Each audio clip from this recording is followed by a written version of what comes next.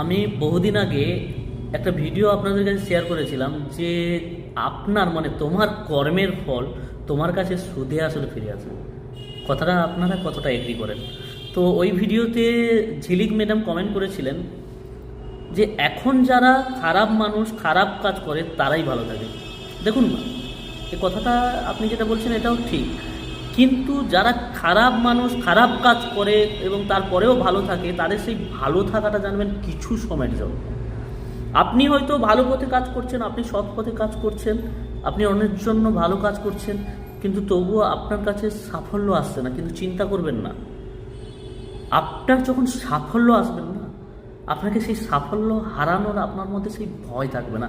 যে ভয়টা যারা নেগেটিভ রাস্তায় নেগেটিভ ওয়েতে যে সাকসেসটা কামায় যারা, তাদের মধ্যে যে ভয়টা থাকে আপনার মধ্যে সেই ভয়টা থাকবে না। তাই তাদেরকে দেখে চিন্তা করবেন না, তাদের সেই সাফল্য নেগেটিভ সাফল্য কিছু সময়